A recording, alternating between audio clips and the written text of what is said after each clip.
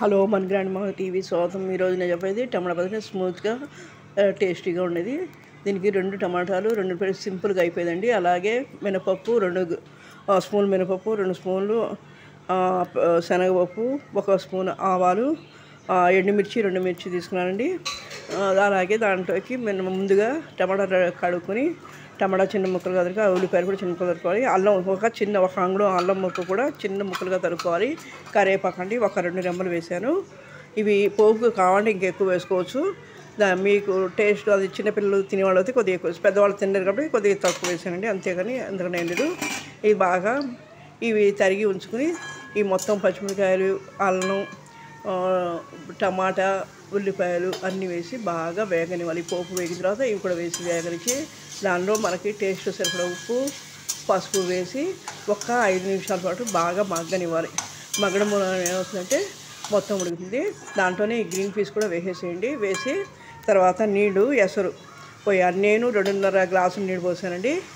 ఆ 2.5 గ్లాసులు చాలా స్మూత్గా ఉంటుంది. మరీ తక్కువ నీళ్ళు పోస్తే గట్టిగా ఉన్నట్టు ఉంటుంది, బాగుండదు. ఆ స్మూత్గా ఉండడం వల్ల నోట్లో వేసుకుని వెన్నలా కరిగిపోయేట్టుగా ఉంటుంది. అందుకే నేను అలా వేసాను. ఇది చూసారు కదా, నూనె ఇలా తెలుస్తుంది. కానీ అప్పుడు మనం ఉడికింది దాన్ని బాగా పచ్చివాసన ఉడికిన తర్వాత నూనె కనిపిస్తుంది, ఆయిల్ పైకి అలా వచ్చే వరకు ఉంచి ఆ పైన మీరు ఎసరు పోసుకోండి, చాలా బాగుంటుంది. ఆ పైన నీళ్ళు పోసిన తర్వాత నీళ్లు బాగా తెల్లుతున్నప్పుడు మనం ఎసరు వేయాలి. ఎసరు మరుగుతున్నప్పుడే దాంట్లో రవ్వ వేసి కలుపుకోవాలి. ఉండలు కట్టకుండా జాగ్రత్తగా ఒకవైపుగా కలుపుకోండి. 2 వైపు అటు ఇటు తిప్పకుండా ఒకవైపు ఏ యాంగిల్ అయితే కలుపుతుందో అదే యాంగిల్ కలుపుతుంటే ఉండలు కట్టదు, తొందరగా అయిపోతుంది. ఒకవేళ ఉండకడుతుంది అనుకునే మాట అయితే చిన్నపిల్లలు మొదటిగా చేసే వాళ్ళకైతే రవ్వ వేయించి పెట్టుకుంటే కనుక ఉండకట్టదు. ఇదండి, మీరు ఇదంతా మొత్తం రవ్వ అంతా కలిపి అలాగే సిమ్లో పెట్టేసేయండి.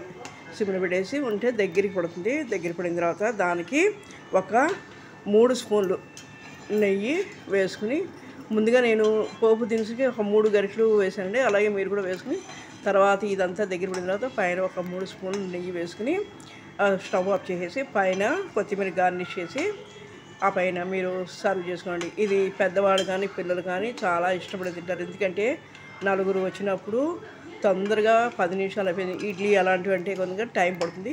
ఇదంటే మొత్తంగా అయిపోతుంది. దీనికి చట్నీ కూడా అవసరం లేదండి. కావాలంటే కొబ్బరి చట్నీ చేసుకోవచ్చు, చట్నీ కూడా అవసరం ఉండదు. హోటల్లో అలా అయితే కొద్దిగా పావు గ్లాసు, టీ గ్లాసుతో పావు గ్లాసు పాలు పోస్తారు, అది కూడా టేస్ట్ బాగుంటుంది. కాకపోతే నేను వేయలేదు, మీరు కావాలంటే వేసుకున్నా కూడా టేస్ట్ చాలా చాలా బాగుంటుంది.